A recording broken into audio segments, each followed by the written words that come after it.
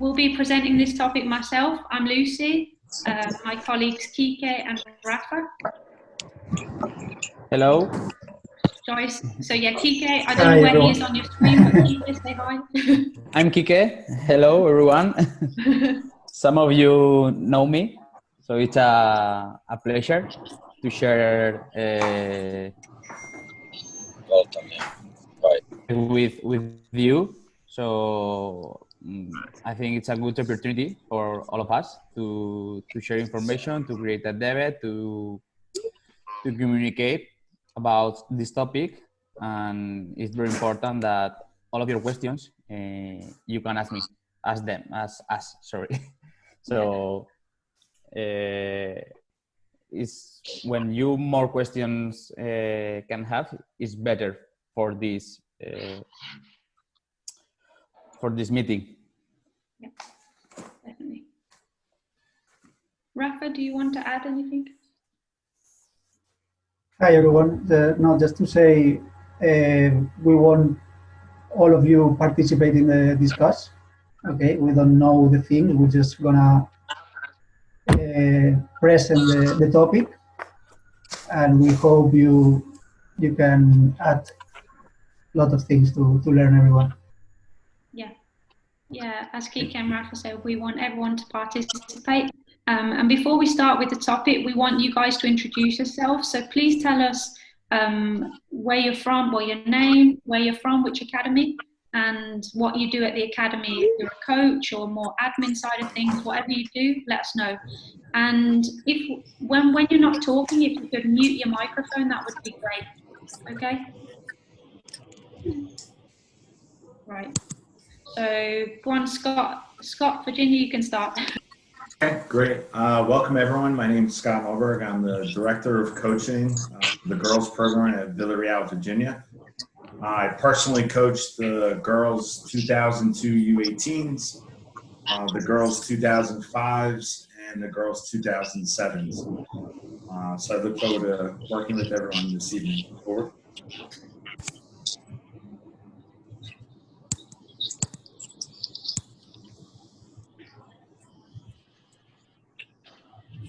Lucy. Karen, if you want to go now. Okay, hi everybody. My name is Karen Billingsley and I'm the director of the Junior Academy at Viva in Virginia. I work with and for Scott, and I am also the head coach of the 2009 girls program and the 2006 girls program. Brilliant. Okay, and those are our two from Virginia. Hi Juan. Brandon Rodriguez, where are you calling us from? Hey, my name is Brandon Rodriguez. I'm calling from Fayetteville, North Carolina. I'm currently coaching the U8 and U9 for the VRL at Fayetteville Academy. We're a Fayetteville soccer club. I'm actually a student right now at Methodist University. Oh, wow, that's really cool. Thank you for joining us, Brandon.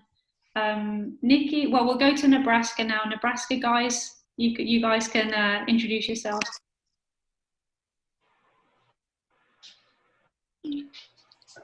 I'll go ahead. Hi, I'm Coach Corey. I'm with Villarreal, Nebraska, here in Lincoln, Nebraska. I currently help or head coach or assistant coach anywhere from the Grovettes all the way up to 05 girls with the club here. I can go next. I'm Nikki Baker. I am the office assistant at the Villarreal, Nebraska. I do not coach anybody. I just do.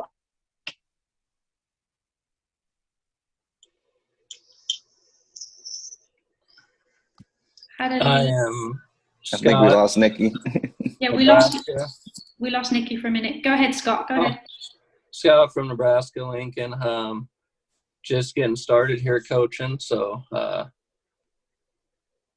just getting started. Okay, awesome. I know we had someone else from Melbourne, but they seem to have disappeared, so hopefully they connect again soon. But we'll go ahead and start now with the topic for today. And Juan, the person that's just left, you guys will see, he's the head of the international department. Juan, do you want to introduce yourself? Hi, everyone. Yeah, I just wanted to say hi and to thank everyone for your time and for joining. And, I hope this turns out to be a really nice way for us to share a lot of content with you guys. And I know my coaches and my team is spending a lot of time together with you, and we're trying to get the best and to make the best out of this situation. But I just wanted to share with you that we are trying to be here for you guys for everything you need. And we're trying to make the best use of this time, and we are locked. Everybody's locked inside their places. And Lucy, Rafa, Kike, everyone here in this room and in the others, everyone is trying so hard. And I know you guys are also trying because you have your own lives and your own stuff to deal with. So I was really happy that I could share some time with you. Okay, so I just wanted to say hi. I might pop up once again later. I want to go and check out the other rooms too. And anything you guys need, I know I'm not available for you guys most of the time, but I'm here for anything you need, okay? Take care. See you in a bit. Thanks, Juan. Thanks, Juan. Okay, well, another thing that I wanted to mention just before we start is that, as you know, with the free version of Zoom, we only get 40 minutes. So in around 35 minutes time, we'll all just leave the room here that we have on Zoom and just reconnect again in case we haven't finished by that point. But the chat itself is only going to be between 45 minutes to an hour. So it won't be going much longer than that anyway, okay? As I said, if you want to talk, just raise your hands and let's make sure our microphones are on mute when we're not talking, just to manage that interference a little bit, okay? Well, yeah, as you know, the topic for today is pre-game warm-up. So thank you for connecting to the call, and we hope we can have a really good debate and discussion about this topic. Rafa, as we speak, is sharing the presentation for today. Just before we get started, on the right side of the screen, you can change the view there. So I think it only lets you see 6 people maximum, but as long as you can all hear us okay, that's the main thing. Okay, so follow along. If you want to speak and we can't see you, please unmute your mic and shout out, okay? Okay, Rafa, if you wanna start.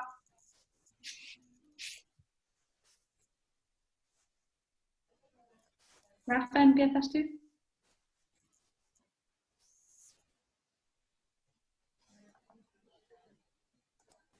Rafa, microphone. I have the presentation on the screen and couldn't find the mic. That's okay. Okay, so the first question we want to share with you is if you think the pre-game warm-up is necessary and why you think it is, or why you think it's not necessary. Yeah, to make it easier, if someone thinks it's not necessary, speak up. And if you do, then that's not good, because then we haven't got much else to talk about. So, I guess we all feel like, do we all feel that it's necessary, a pre-game warm-up? I can see nodding of heads. Okay, thanks, Karen. Thumbs up. Okay. And then, yeah, let's go ahead and say, why do we think it's necessary? What is the importance of it?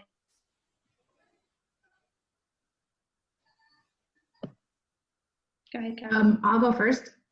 I think it's really important for the cognitive aspect, the mental aspect, to have a routine that's the same for kids and the players to get in game mode. That would be the quickest way to say it. Also, the physical preparation for the match. Great. Yeah, go ahead, Brandon. I think it's important to also get them into that habit of stretching and doing things that they will have to do as they grow or playing at a higher level. Okay, great. Anyone want to add anything else to that? Go ahead, Scott. Yeah, I would just build on what Karen said. For me, team rituals are really important. And a team kind of has an identity, and one of those ways the identity kind of starts is in something like a pregame warm-up. So it's a chance for the players to basically reconnect as a group and kind of reestablish themselves as a functional unit. And kind of that ritual snaps them in and gets them, as Karen said, cognitively ready but also spiritually ready to compete. Okay, great. Yeah, so you're all talking about like kind of a ritual or routine there, and you think that's important for the players to have that familiar aspect before each game. Would we agree on that? Anything else you want to add there, Corey, Nikki, and Scott? I think is the bottom screen. No, I think I definitely agree with everything that was said. Getting into a ritual and just getting the players focused, transitioning from whatever was going on in their life prior to showing up to the game, to getting the bodies warm and mentally prepared, and switching from whatever the player was doing the night before or whatever gossip, and getting their brains mentally prepared for what's going to happen for however long the match is going to be, and making them most prepared. Awesome. Thanks, Corey. Okay. I think we can move on to the next question, Rafa.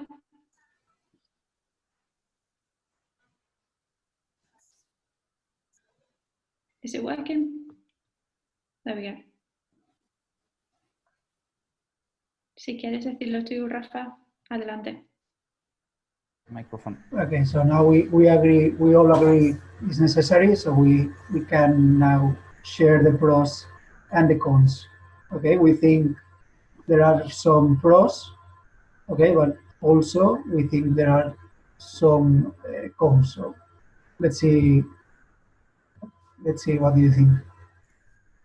Yeah, a lot of you guys just mentioned quite a lot of the pros already, but if we want to go through them again, if you guys are making notes, we can run through those again. So what are some of the things that were said generally as pros? Maybe we can be more specific with the cons and the pros, like avoid or prevent injuries is a good pro.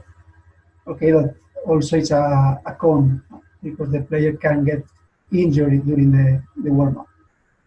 Yeah. So we have a big discussion here.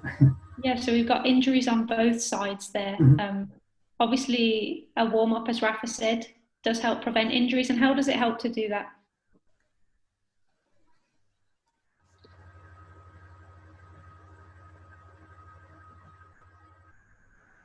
Yes, Scott? Yeah, the activation process. So muscles, the tensile strength of muscles, before you put load on them, it's important that those muscles get warmed. So the tensile strength and the flexibility of those muscles slowly or dynamically warmed up, or else, athletes, with aggressive, explosive movements on muscles that are cold, it's quite easy to tear them or hyperextend them because they weren't warmed up. So, dynamic movement is a critical part for the muscles, but it's also for the cardiovascular system. It's important to activate our VO2, our ability for blood to carry oxygen to all of the parts of our body that requires it. And in a normal resting state like now, our body's not demanding oxygen because our muscles aren't in use. But as you slowly ramp up, you start to activate the ability of the blood to transport oxygen to different parts of the body that's starting to stress. So it's important to level that, in a periodized way so that athletes don't go from 0 to 100 and now their body's under stress. So as a player, we probably all remember like the first 5 minutes of running are usually the hardest minutes to run because our body's really not prepared to flow oxygen to all the parts of the body. So that would be the pros, I think. Yeah, definitely. Thanks for that, Scott. I mean, you went into great detail there with that. You said, obviously, we're all not ready sitting here now to get up and play a game. The physical dynamic movements are so important. I reckon you could get off that chair, though, Scott, and start playing personally. But so obviously the physical aspects are really important. But as Rafa said, it can also be a con. I'm sure you've all had players that in the warm-up perhaps have got injured.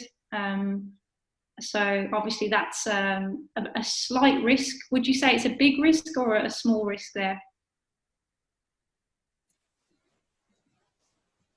Any of you guys can shout out, don't worry, anybody just.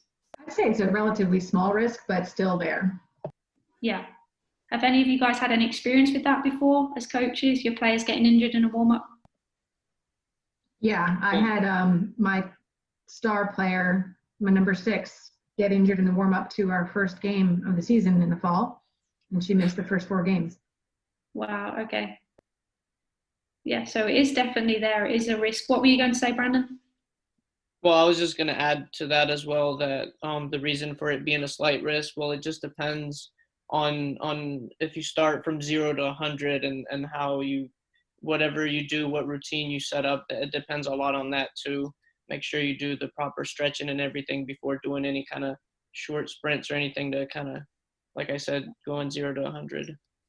Exactly, yeah. And we'll get in more into the order of the exercises and drills and stuff a bit later on in the presentation. But great, yeah, so those can be a pro and con of a pre-game warm-up. Anything else that can be a pro? We can be specific with the pros and cons now.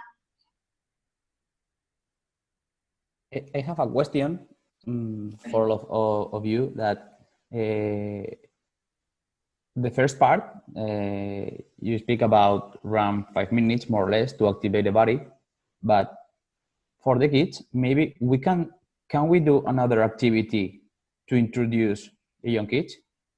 Because, for example, when the young kids play in the school, they don't do a warm up. They play in the same in the moment. At the first moment, they are playing football. They don't doing a warm up, and it's very difficult to see some injury for the kids. So why can occur this? So these two questions. Why can occur this about injuries in kids when they don't do a warm-up? And if it's possible to do other activity to introduce the game. Do you guys understand Kike's questions there? Go ahead, Scott. Yeah, I think Kike is hitting on a key point. I know one of the things that I do when it's cold and I have an early morning game is instead of actually doing a dynamic stretch routine or kind of classic warm-ups, you know, we absolutely, if we have the time, we'll play, you know, 5v5 plus 2 directional games in tighter spaces. So actually, you know, the activation is a small-sided activity, a possession-based activity to get them moving, and then also getting them to think, decision-making in terms of their player actions and body movement. So I would agree with Kike, like it doesn't always have to be, you know, stretch routines or calisthenics. It can be the game too, just small-sided, controlling space a little bit, numbers. Okay, great. And Rafa, do you want to add anything to that? Yeah, at this point I can say maybe if some players get injured during the warm-up, is because the warm-up is not good organized, or we choose the wrong exercises or the wrong intensity at the beginning. So we can rethink again which drills, which exercise we use during the warm-up.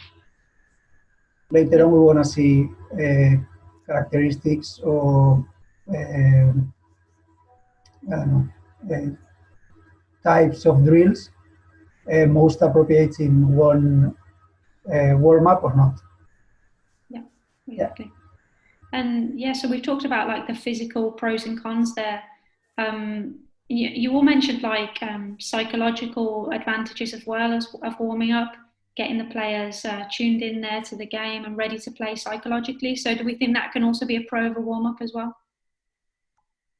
you pretty much all mentioned that first time around. So that's really great as well. If you want to go with those next questions, Rafa.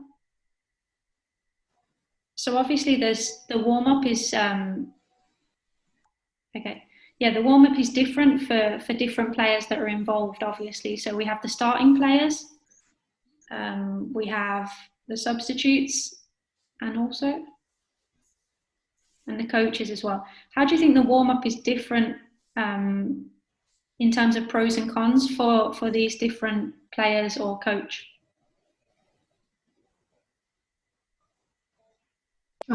Before moving on, I mean, it probably accounts for these questions too, but I was going to mention a con that I've seen with players is that when the ritual is so repetitive that they can tune it, they can actually hurt them mentally. They tune out more because they're not engaging with the activity because they know it by heart, if you know what I mean. Yeah, that's right. I've seen that happen. As far as having the warm-ups for the starting substitutes and the substitutes, I haven't gotten to that point where it's separate or different. So I'd be curious to hear what others have to say. Okay. That's a really good point as well, Karen, about sometimes you can have a warm-up that's so routine that it doesn't stimulate the players and they can actually switch off in a way. So it's always got to, keep them interested, like you said. And yeah, that's interesting as well, what Karen said there. Do you guys have a different warm-up for starting players and substitutes? No, Karen says no. At the older levels, like U17, U18, sometimes I'll segregate the starting 11 and put them in a possession-oriented game, and the substitutes will be separate. But it's very rare that I do that, but I have done it in the past. Okay. Corey, what do you guys do for your teams?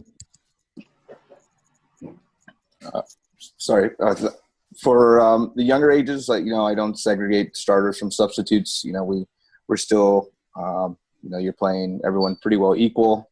You're trying to get, the same point across on all levels. And, really the goalies, you try to warm them up with their feet, with the players for the most part, and then usually give them maybe, 15, 20 minutes of actual goalie keeper training or warm up. But that's about the only thing I segregate out. Okay. With the 05s, I may try to group them together, starters to non-starters, but it's the same warm-up. Just trying to get them connected to, start understanding and have a good feel for where certain players are going to be at and getting the communication going. Okay, great. Thanks, Corey. Brandon, how do you guys do it at North Carolina? Okay, so with the starting players, I have actually set up once I have the list of who I'm going to start that day, I've actually put them on the field so they could do possession, they could move the ball around, kind of get into the gist of it, as you would say. But most of the time, as a part of the warm-up, they're also doing most of the stuff together. It's only at the end where I kind of separate them, and then I have the goalie do the stuff with them, the passing and the movement. And then at the end, I separate him for a couple minutes as well to get his dive in and other drills in for goalkeeper warm-ups.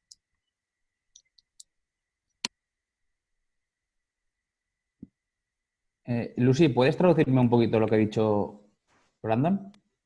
Yo puedo hablar español también, si quieres. No te preocupes, es para que lo entiendan todos, para que como okay. yo... Sí, dice que hace el mismo calentamiento. Al final sí que los separa un poco, pero más o menos sí, lo mismo para todos, ¿no, Brandon? Pero posesiones, ¿no? Se ha dicho que haces posesiones. Sí, con los titulares hago posiciones, o sea, un juego de posesión para que ellos mismos, los que van a jugar al comienzo, comiencen a mover el balón. Pero la mayoría del tiempo tengo todo el equipo junto, excepto al final, y al final es cuando separo el portero también. Thank you. In the warm-up, I have a question. You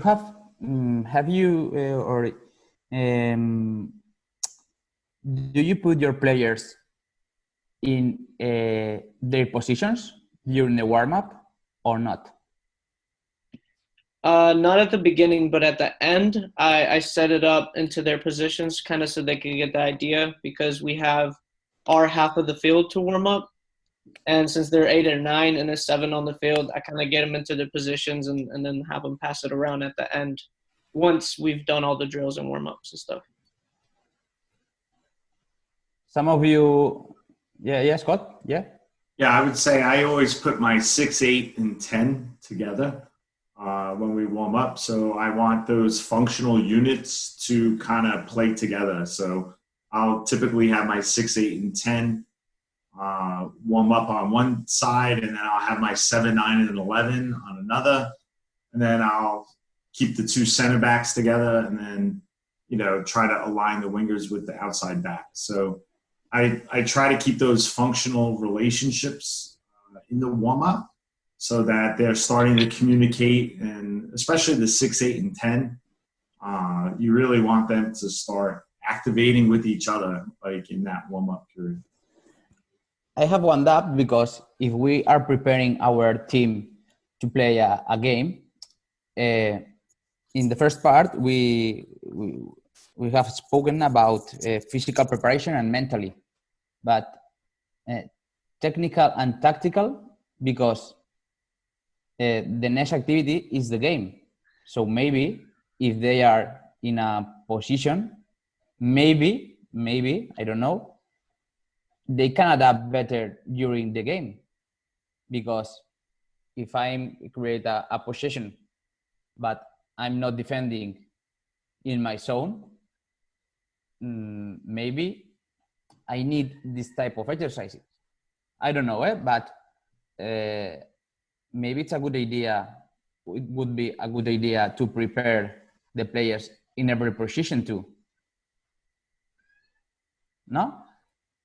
What is your opinion? Rafa, if you want to move to the next slide, that's the next slide anyway. So.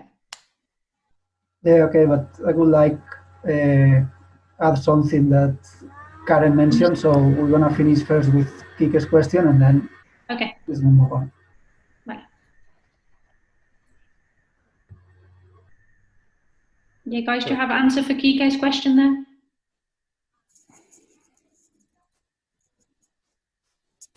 Okay, well, we can just reflect on that because it's going to come up again in a minute anyway. So. Just one thing, Karen mentioned about change the routines because the players can get bored. Okay, so I would like to know if you prepared no, Karen, all of you prepare the warm-up at home, or you just make an exercises random in the field? Yeah.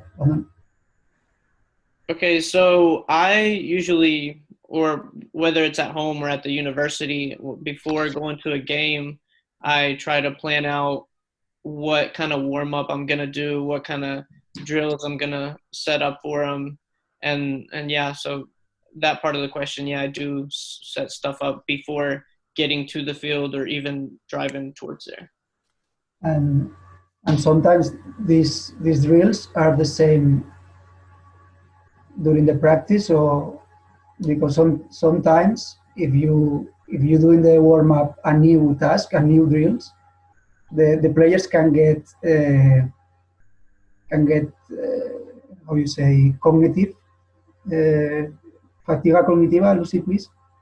Yeah, like cognitively tired or fatigued. Yeah, because they're learning new drills in the warm-up, and maybe the drill is not really good, or you cannot do the objective you want. Oh yeah. I forgot to mention that part. I make sure that the week before that game, that week, we actually do that drill at the end during those practices. So if there's something that we're gonna do that I want to do during that game as a warm-up, then I'm like, okay, maybe I should add this into the practice. That way, when they do it Saturday, when our game happens, and they know what we're talking about and what we have to do. Yeah.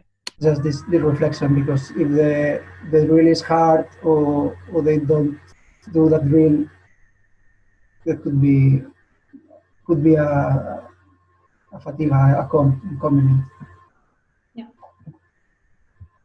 Yeah, so we've talked about a few pros and cons there. So we're going to move on now to the different phases of a warm-up. Oh, that one's already started. Well, it looks a bit different here to the way it did before, but never mind. So yeah, we're talking about obviously the physical. We've already talked about that. So we've put that into general, like full body, like the dynamic movements Scott was talking about before. And what's the other type of physical kind of warm-up that we can do? Oh, there we go. Rafa's added that in already. So yeah, we can also do a soccer-specific type of physical warm-up. So the difference there would obviously be with or without the ball, but we can we still work on a general physical warm-up with the ball as well? Do you think?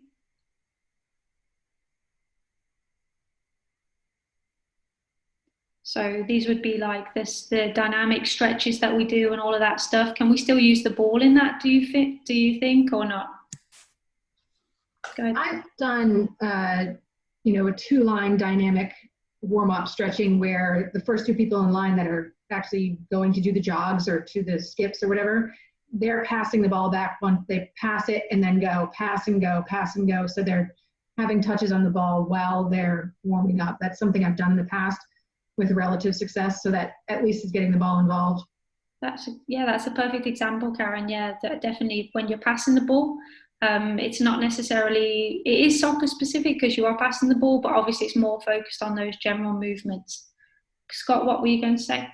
Yeah, I mean, the routine that I use, like just to start, is stretches, then incorporate the ball with some dribbling, and just basic relay circuits, both passing and dribbling, and working up to one touch. So getting them to go from two touch, one touch, to even combinations with one touch, just to get their feet acclimated to the ball and find touches. I think it's important to warm up with the ball. I would say that's pretty critical. Okay, great.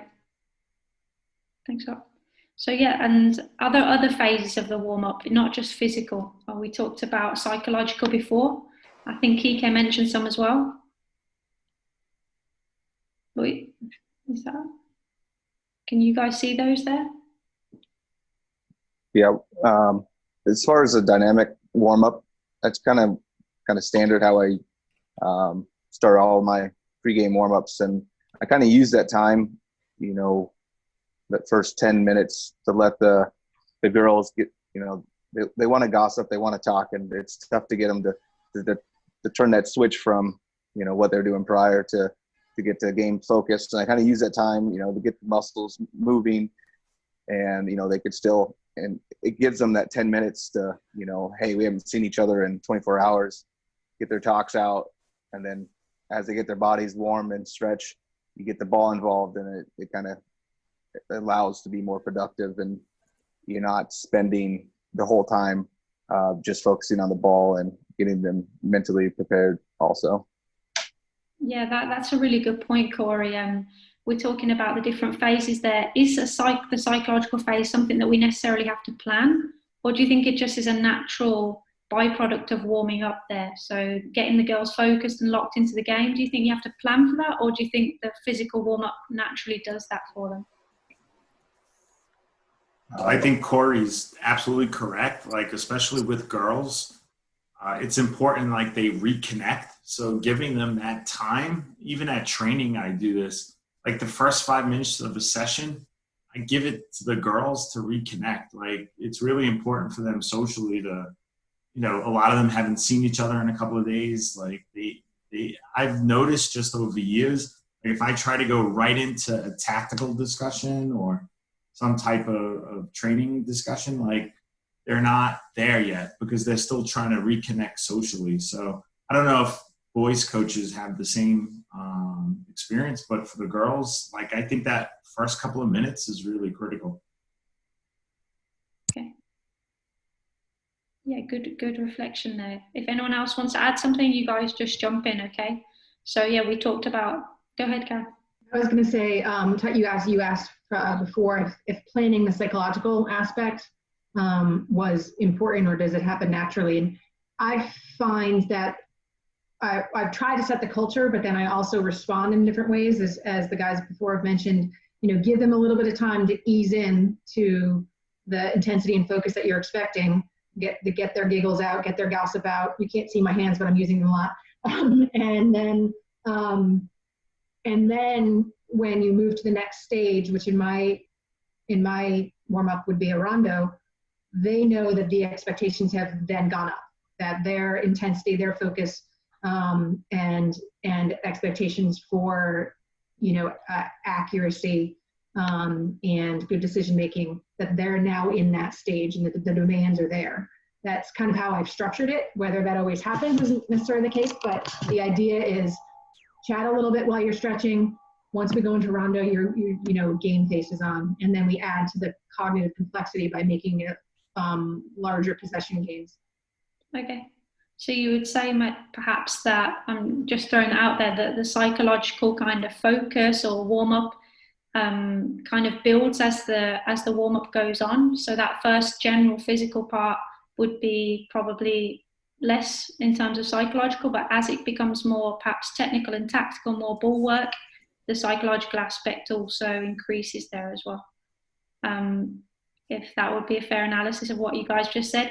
And so then technical and tactical, how do you guys work on that phase of the warm-up? Scott, I'm interested to know what you're thinking, Scott, Nebraska, because we haven't heard from you in a little bit.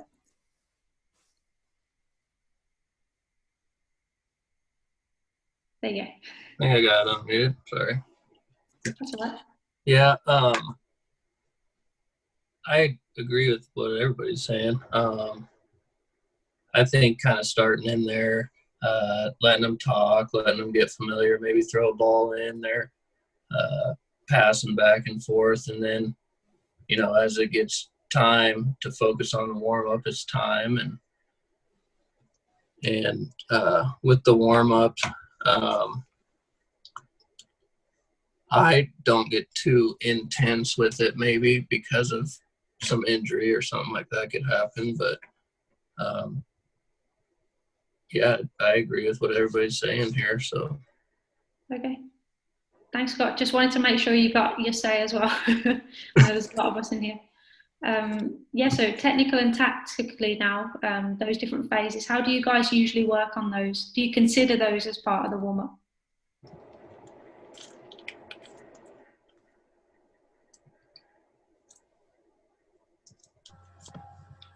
Something that I would add is that I have a certain idea of what my warm-up, well, I know what my warm-up is typically, but then you get to the field and you have 10 yards by 10 yards because there's a game going on in the field, and you have to change everything. So I have backup plans for those. And so there's no blanket statement for some of this stuff, some of these questions. Okay, cool. So Karen, continue what you were saying while Rafa gets the presentation back. Oh, I think, yeah, I was like, you're expecting me to remember? No, I was saying that you might have the best warm-up in mind or, plan, and then you get to wherever you are and the field space you have is much different than what you usually have, or than the half the field that you might expect, and you have to adjust everything and just try to get touches in. There's not even room for rondos or anything like that. And so what I was saying is, I think we're talking about the ideal situation in this conversation if you have a half a field and the space that you need, but keeping in mind that that's very rarely the case, at least in my experience. And so you always have to have a backup plan. Yeah, definitely. That's a really good point, Karen. If you remember on the first slide, we were talking about the pros and cons for coaches as well. And I think that's what a big con for coaches is that it can be very stressful not knowing what you're going to come up against, how much space you've got to work with. Can you hear me okay?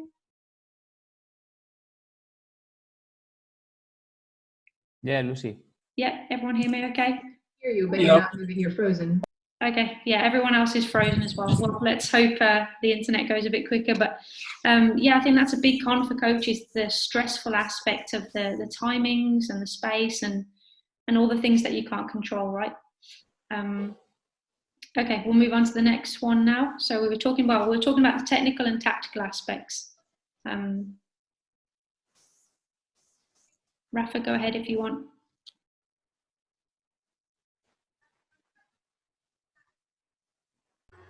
Okay, so now we're gonna talk about the duration. How long should be the pre-game warm-up, or how long you take, or how long you think you need?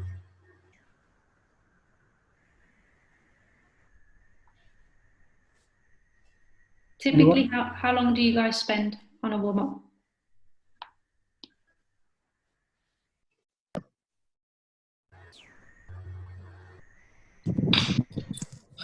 I'm typically 30, 35 minutes. Actually warming up. We might have a talk maybe for 2 or 3 minutes during that. Okay. Everyone else pretty similar? Anyone else different? Yeah, Similar. I would agree. 30 minutes. Okay. I'm pretty standard at having players arrive 45 minutes prior to game time. Like I said, I've repeated myself a couple of times. Very big on letting them, get their gossip out, let them talk, and kind of get the dynamics going.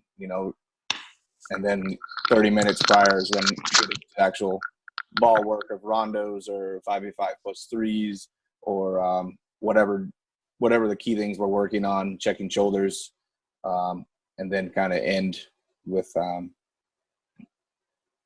of a tactical discussion, getting them mentally prepared at the last minute to, what we've talked about for the week, leading up to the game. And maybe if there's a key player or there's key players we need to be aware of on the other team, go over some of those topics right before the final kickoff. Okay, brilliant, Corey. Yeah, so we've all pretty much agreed on a similar time there. Can everybody hear me okay? Because I've got everybody as frozen here. Yeah, go ahead. Yeah, okay. Yeah, we can hear you. Okay, cool.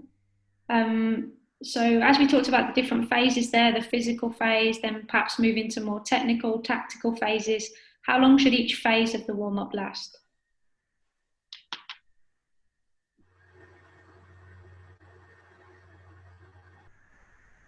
Do you think we need to spend more time in the general warm-up or spend more time in the specific warm-up?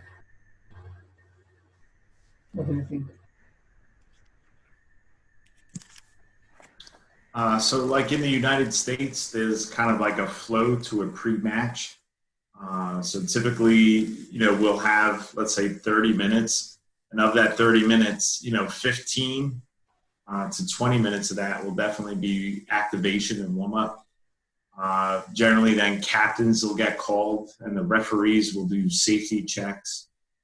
So that kind of eats into some of that. And then typically then the last 5 minutes, I'll keep for myself to do tactical instructions with a magnetic board or cones to kind of reiterate our game plan and cover what our game plan is and the objectives of that match.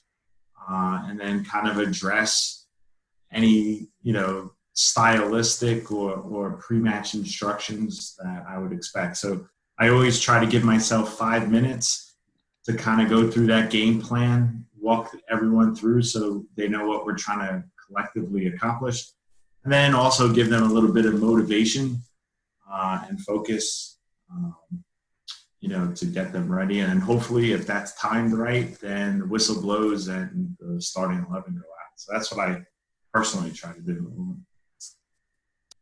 Okay. Thanks for that, Scott. Yeah, you outlined the phases really well there, and also mentioned the coach's pre-game talk as well, which is something we hadn't mentioned, but do you guys consider that to be part of the warm-up? Absolutely. I think it sets the tone, it helps them understand what's expected for that particular game or what to expect, as one of the other coaches mentioned, if there's a player you need to watch out for or a style of play we need to be aware of. Yeah. I think that talk helps them focus on that specific game. Yeah. The one thing I wanted to add is that, and I think probably most coaches do this, is that my last phase of the warm up is usually something going to goal, to get in both the attacking mentality and the defensive mentality. Like I'll do a 3v2 to goal or something like that. But that also gets the goalkeeper in that sort of real time decision making mindset as well. Okay, awesome, Karen. Yeah, that's great, and we're definitely going to be talking about that in just a little bit. So you jumped ahead a little bit there, but that's great. Yeah, I think as we talked about, the coaches talk can be part of the tactical phase, we could say, and you can definitely also work on tactical aspects of the warm up with things like getting the defenders and strikers into their positions, right? Like you said, a 3v2 there, so more of a tactical possession, definitely. So, in your opinion, when should the warm up start and finish in relation to the game? Scott said his version of that. Did anyone else want to add something there?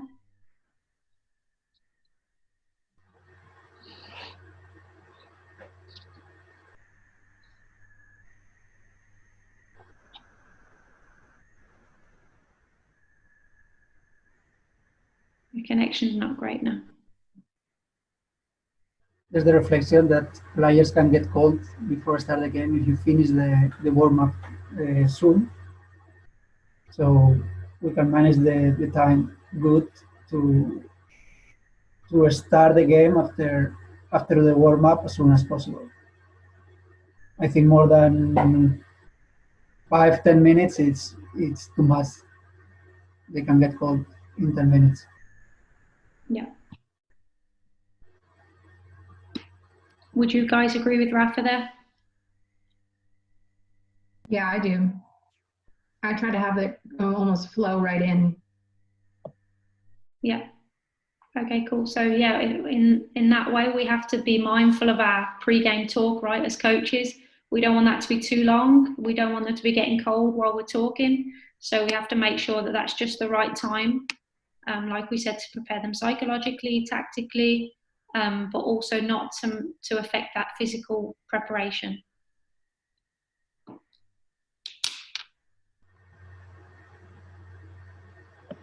Do you mind if I ask a question of everybody, Lucy? Of course not. Go for it. And this has happened a couple of times, and sometimes during tournaments where they're trying to stay on track with the time. And I'm wondering if other coaches experience the same kind of anxiety as I do. Is that when they ask if they could start early, and you're not where you want to be in the warm up, and and you're where you should be relative to the game time, but the refs want to start early, and it for some reason causes me a lot of stress. I'm like, no, we're not ready, but I feel like, I'm pressured to do it. Does anybody else have experience with that?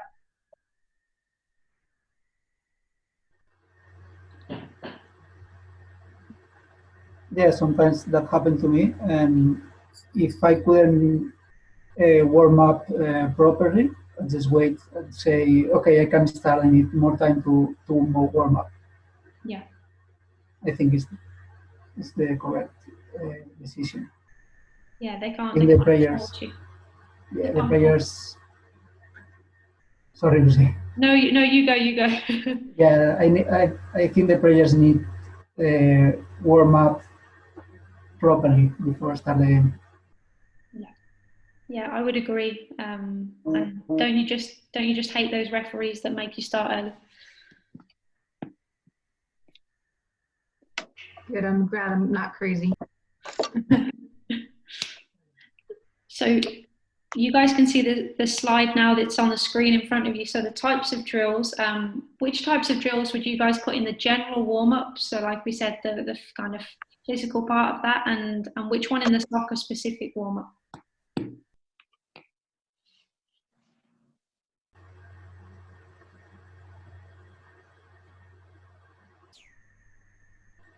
The rondos. General or specific warm-up?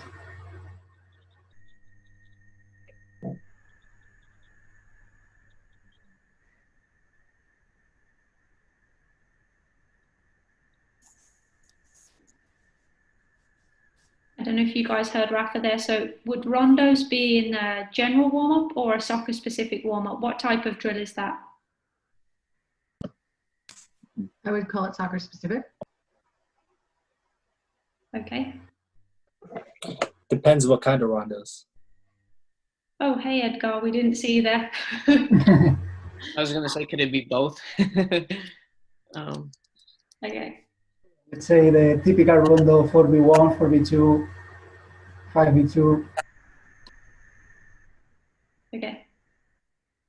The connection's not great here, but Eddie, who just came into the call, he said it depends on the type of rondo, but how could a rondo be a general warm-up drill?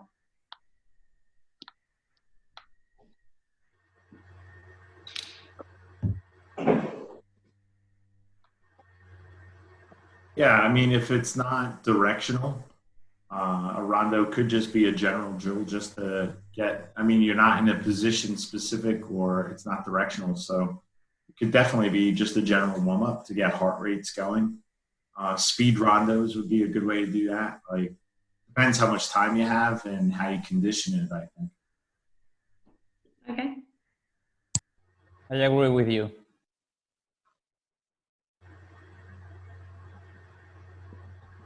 I think intensity is also another way to tell too, depending on the intensity that the players are playing at. A lower intensity one would be more of a general warm up than soccer specific. Okay. Yeah, adding to the same thing he was just saying, when you first began, I guess you would say like the first round of rondos, it would be at a lower intensity. They're not moving as quick. Once they get more into it, then it just intensity keeps raising up. So it just depends on that too. Okay. Yeah, so depending on the type of rondo, it could be either or there.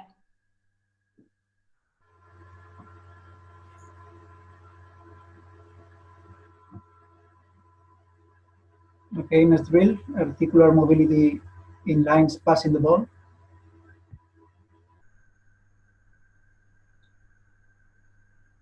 Can you hear us? Can you hear us? Yeah, I can hear you. Yeah. Connection's really bad, isn't it? So what do you guys think? Do you think the second one is a part of the general warm-up or a soccer-specific warm-up?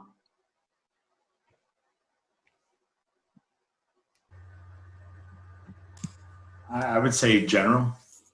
Yeah. Yeah, this is the example that Karen gave earlier on, right? So that would be more general. Vale, Rafa. Yeah. Drilling line to line. Just as a clarification, I'm thinking of it, when you say soccer specific, I'm thinking of match specific, game specific. Yeah. And so to me, anything that involves decision making becomes game specific warm up. Whereas if it's prescribed passing patterns or dribbling, it's more of a general warm up. That's how I would categorize it. Okay, yeah, that's a pretty good way to look at it, Karen. Yeah, I think what we're trying to differentiate here is between that kind of decision making, definitely, and when we're getting ready to play for the game, ready to play the game, more game related type drills, definitely. I think that one's pretty obvious there. That would be more general, right? Dynamic stretching of specific leg muscles.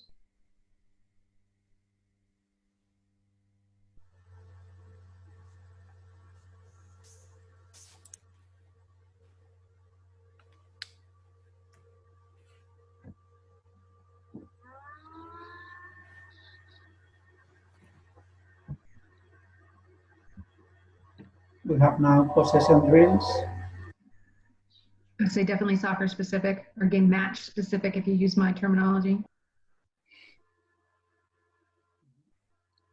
Possession according to positions.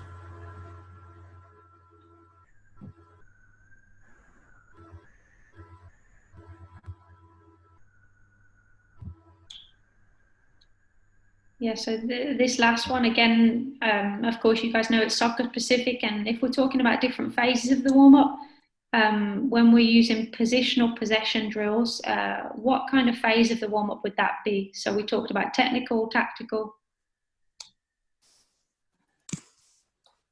Yeah, I would say that's starting to go into the tactical. So if the 4 and the 5 and the 6 are playing together, or the 6, 8, and 10, or 7, you know, that would definitely be tactical. So if we do a possession with positions, then what stage of the warm-up would we want to do that? At the start, the middle, the end? I'd say towards the end. Yeah. Okay. Yeah, that's what I do, closer to the end as well. Yeah, just to get players familiar then to their positions, right? Okay.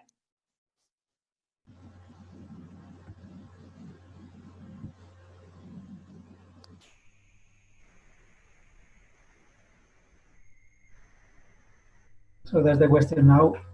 Order of drills in both phases.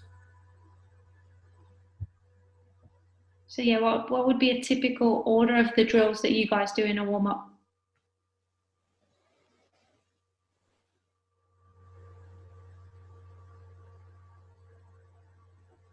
I think we all start in using the general warm-up. Okay, so what's the first drill do you use to start the warm-up?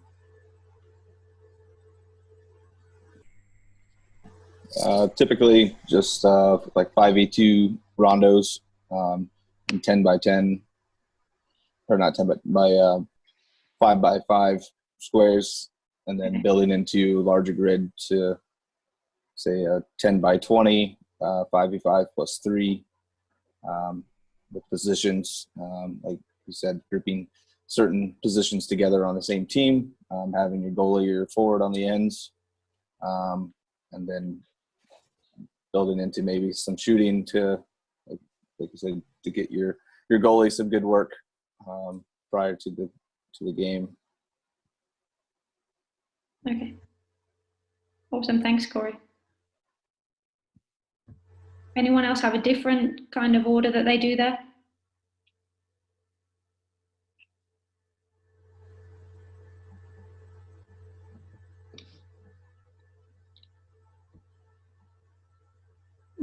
So what's the intensity of the drills?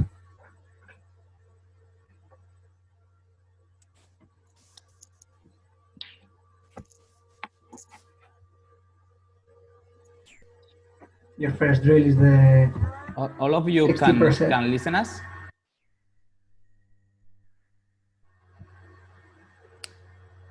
How many people can hear us? This is Karen, I can hear you. Are we frozen? Karen, what else? Yeah, we can hear you. Okay. Everyone. It's very important if we can share our information, because we can create, some of us can give other type of exercises, and we can explain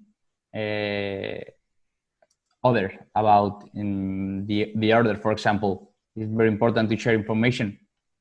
Okay. Keegan, maybe we can try going out and back into the call. Hopefully that the connection will be better that way. Maybe it's better. Okay, let's try and go out and back in again. Okay, everyone.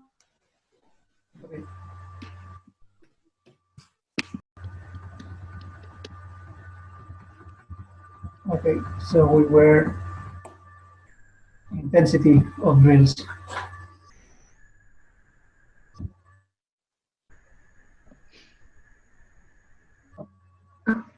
How can you measure the intensity of the warm-up drills?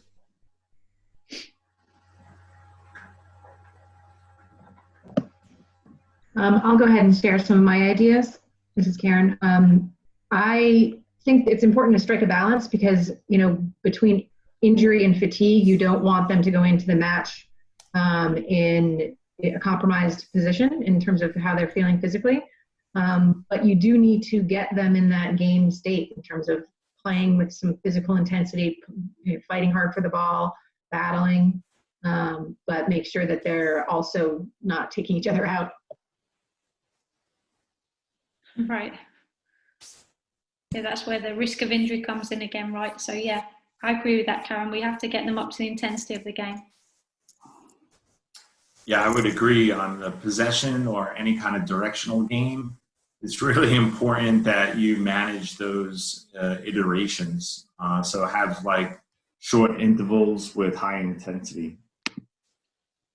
Do you ask your players if they are tired of the warm-up is too much long, is very, very hard, or not isn't so hard? So can you take this feedback about your players?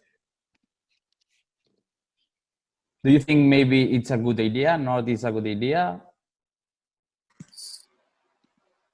Yeah, I think it's a great idea, actually. I think, you know, especially with older players, they kind of understand what's going on. I've seen a lot of coaches like in, 90-degree weather, like do ridiculous warm-ups. And I'm thinking to myself, wow, this team's already played 30 minutes in 90-degree weather. And the coach doesn't realize like that has just put the team in a bad spot. So I would definitely like pay attention to my captains or my team and instrument it. And it's a great point.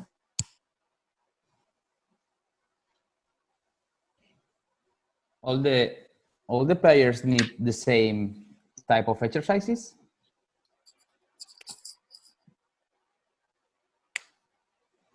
Corey? Can you repeat the question? If you think if every player needs the same type of exercise during the warm-up? Yeah, for the most part. I mean, it's a team sport. I mean, they all need to be connected. I think they're all utilizing the same drills, and they need to understand have a good feel for whether the other players, what kind of movements and looking for the 2v1s. Like I said before, the only one that kind of ever really to separate out is my goalie, and that's usually the last 15-20 minutes or so prior to kickoff. I mean, a lot of my teams, they may start at one position, but they rotate to different positions as we sub and or as the game progresses. We may need to fill a void somewhere due to an injury or whatever. So I think they all need to be prepared in the same sense. And there's not one position that needs to be needs to have higher intensity than another, in my opinion. Okay. Okay, it's a good point.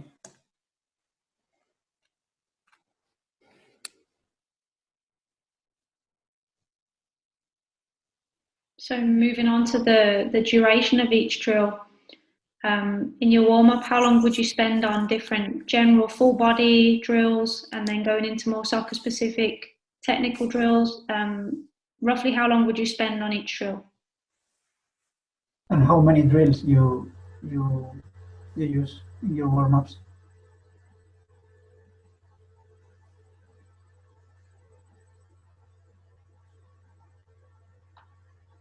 You think we need to make like 5 drills? Maybe 3 drills? Maybe 8? What do you think? It's too many. I think, again, in order to get it so it's familiar and comfortable for them so that they can get in game mode without having to learn anything new or having anything too complicated, keeping it to, physical warm up, for me, I would then move to a 4v1 rondo and then add a central player. So maybe something like 5v2 plus 1 or 6v3 plus 2. So you have the central players and they're getting more of the shape on the field and then going to goal. So I don't consider the dynamic stretching as a drill. So I consider my rondo position play or smaller possession to larger possession, and then to going to goal, I guess would be 4. I think that's probably typical, some 3, 4. Okay, thanks, Karen. Anyone else do anything very different to Karen, or would you say it's similar? Stay pretty similar to that. Keep it usually around 3 drills once we actually get into the full warm up. Okay. Lots of rondos. Keep it tight to start with. Maybe get a second stretch to really make sure everyone's loose. And then that's when we kind of kick up the intensity and then kind of make the grid a little larger, change the drill, make sure the intensity and your players are understanding why they're being successful or if they're not being successful, they understand what they need to do to become successful at that drill, and make sure that they're ready to go for the game time. Okay. Great, Corey, thank you. And yeah, going back to the duration there, I mean, I think you've all said it at some point during this talk, it's the pre-game warm-up doesn't need to be as long as we all think. I think sometimes we may spend too long on different drills. A story I wanted to share with you guys is that I remember watching Villarreal against Barcelona recently, and how long do you guys think Messi came out and warmed up? How long do you think he warmed up for? That's not a fair comparison, by the way. But just out of interest, how long do you think like the top players, how long do you think they warm up for? 15, 20. Yeah, maximum. Like I reckon they were out there. I remember when Messi came out, he was out there about 10 minutes. And I know that's obviously pro players. We're working with younger players. But yeah, a lot of the time, I think we don't need to make the warm up as long as we think we do. We don't have too much long left, guys. I know you know that we only have the 40-minute free version of Zoom. So I think there's only like 8 minutes to go. So we'll go on to the last slide now, Rafa, yeah? Sure.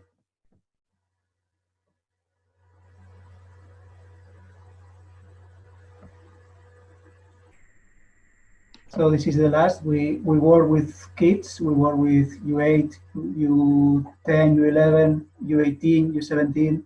So you think we need to change the warm-up depending on the age of the player? I do, because 8-year-olds are bendy and stretchy, and they don't need as much of the physical aspect of the stretching aspect and the mobility aspect. I have to admit, with my U9s, I do it anyway because I want it to be routine, but they don't need it per se. Yeah, I agree. And also the youngest players can get distracted more easily if the warm-up is too long. Yeah, their attention span is not great sometimes. So yeah, we would agree with that, Karen. And in what ways is the warm-up different for different ages?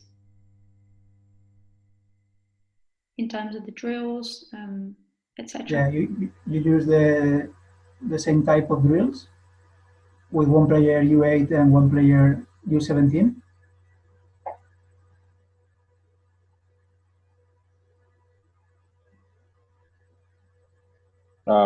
Let's say for my younger Grogets, and it's mainly just getting touches in and working on moves, and they never really have to actually get them warmed up and stretch. Like you said, they're much more flexible, and there's not muscles. I would say probably around my 2000, my U14 girls is where, or U13 girls is where so once they move to 11v11 and they're really stretching those muscles out, playing full field, is where I focus, a longer warm up, make sure muscles are completely warmed up prior to getting into the rondos. And their attention span is a little longer by that age also. Yeah, I would add on that with Corey too. With the older girls, U17, U18, I probably have more time for me to kind of go through the tactical phase and kind of the game plan. So I'll probably, with my younger groups, my U13s, I probably don't spend as much time on that because the goals of their game is very different than, let's say, a U18 match. And I would also say some of my warm-up drills to goal tend to be more crossing and finishing with the older players to stretch out their ability to drive the ball, flight the ball longer distances than, let's say, if I'm with the little guys, right? Because the little guys can't really drive the ball that long and probably don't have that kinetic ability that the older players do. So that's how I just kind of adjust a little bit. And someone use any game with, I don't know, with using the hands or just catch juegos de pillar como es Lucy? Dime. Catching games Yeah. for the youngest ones?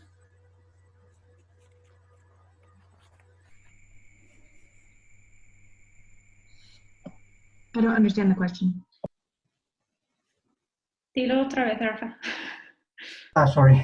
I'm asking if you use games, catching games or different activities to the youngest players in the warm-up.